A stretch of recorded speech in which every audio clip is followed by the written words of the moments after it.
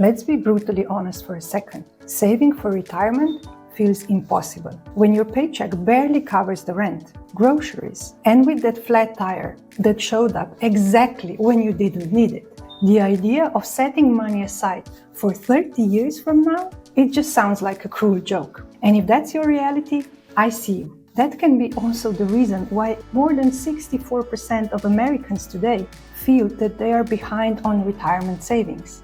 And it's not just in the US. People all across the globe are facing the same challenge. How to save for retirement when everyday life is so expensive anyway. But here's the twist I want to talk about today. Even when we can save, even when there's money there, we still don't. Not because we're irresponsible, but because our brain is wired to sabotage long-term thinking. So let me show you today why saving for retirement feels so hard and what are the 5 hidden psychological traps that silently steal your future.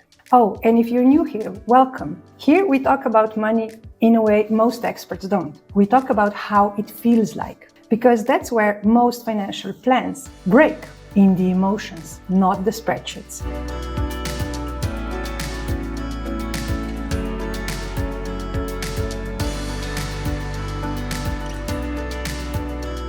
I'm Tanya, a CFA with over 15 years of experience in the financial industry. And I know all the theory, but I also know how much emotions are undervalued in terms of affecting our money and personal finance.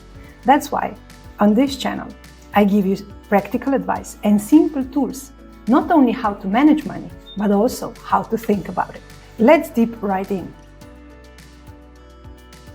This is the first hard fact I want to talk about. Your brain is addicted to now. That's the present bias. We value $50 today more than we value $5,000 2 years from now, even when we know better. So you buy that dinner, the gadget, a trip, because it feels good right now. And retirement? That's just so abstract, so far away that it feels imaginary. But of course you can beat the present bias, and here's how. Start ridiculously small. Automate $10 a week. Then celebrate every time you don't skip it. Because saving this way doesn't just build wealth. And yes, even $10 a week can build wealth, and you can learn more about it in this video right up here somewhere. This kind of saving also rewires your brain to believing you can do it. But here's the next catch. Knowing you should save just isn't enough. The second trap is inertia. Doing nothing, because changes require a lot of effort. So you wait until next payday, until next promotion, until life calms down. But here's the reality. Financial clarity isn't found, it's built. So here's how you start building it. One-time effort to set up automation, either for automated savings or for automated investing. One click only, and then you're saving or investing while you sleep, and no more effort for that change is needed. All right, here's the third trap. And this one for me is a very tricky one because it can really take you both ways. So here it is. Saving doesn't really feel like gaining, does it? It actually feels like losing. Losing freedom, losing fun, losing flexibility. That's loss aversion. Your brain registers every dollar you save as something you cannot spend, and that feels like a loss. I said it was tricky because it's not really easy to fix this one, but here's how you can start. You need a mindset shift. You're not losing money, you're paying your future self. And I actually have a video that visualizes and explains in detail how paying your future self works. Make sure you check it up here somewhere if you're not really clear on what I'm trying to explain. You're paying your future self because he deserves to be rich, rested, and ready for the future. That's why you need to pay your future self.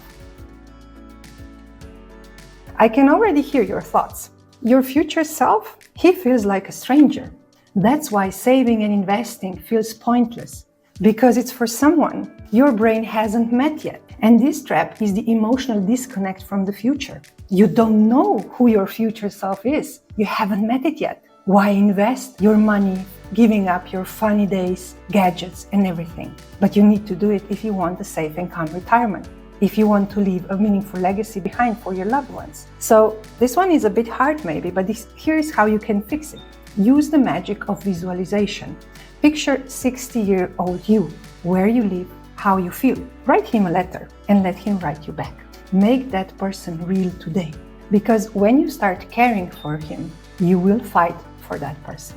It's actually the same logic as with healthy or unhealthy habits. Once you know that something is not good for your health, but you still do it, it's most probably because you have this disconnect from your future self. Rationally, you know that what you are doing is not okay, but you don't know who should be prevented. Who is this future self? Rationally, you know what you are doing is harming your health, at least in the future, if not in this second.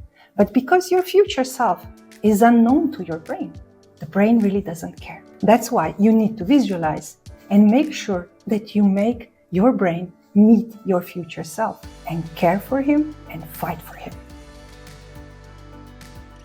All right, the last one of the psychological traps is probably one that you've heard about many times, but never really wrapped your head around why this psychological trap is so important. And it's called the status quo bias. In terms of finance, the most dangerous financial decision isn't a bad investment. It's doing nothing over and over again. So with the status quo bias, we repeat routines that feel safe, even if they are slowly sinking us. And if you want to see rational, hard facts, statistics, how impactful doing nothing in terms of destroying your wealth is, make sure you check this video up here when I show exactly that. How high the cost of doing nothing in terms of financial decisions is. Here, luckily, we have a similar fix that we were talking about before. Do one micro change. Invest $25 a month. That's it. Call it your financial trust builder. It will prove you and your brain you can do this, and it will start rewiring the way your brain handles the status quo. So here's your cheat sheet to outsmart your brain. Automate savings, even if it's small. Make your future self feel real. Reframe saving as respect, not restriction. Always choose action instead of perfection. And track your own wins and celebrate them. You don't need to save thousands tomorrow, but you do need to start something today, because time, not timing, builds wealth. So you see, saving for retirement and saving in general isn't just a money game, it's a mind game. And the good news, you're not broken. You're just playing without the instructions. So here they are. Start small, stay steady, and keep going. Because you don't need to be perfect, you just need to be consistent. And next week, we're diving into how to outsmart your brain and invest smarter, even if you're scared of the market. See you then. Bye-bye.